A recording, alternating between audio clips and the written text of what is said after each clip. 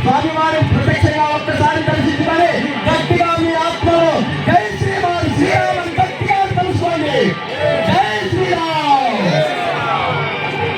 ముందు వాళ్ళు కూర్చొని వెనక మాటలు చూస్తారు. జై శ్రీరామ్ జై శ్రీరామ్. ముందు కూర్చొని వెనక మాటలు చూస్తారు అందరూ. అమ్మ అయోధ్య నుంచి ప్రసాదం వస్తుంది కాబట్టి అందరూ దర్శించుకోండి అమ్మ. అయోధ్యలో శ్రీరామస్వామి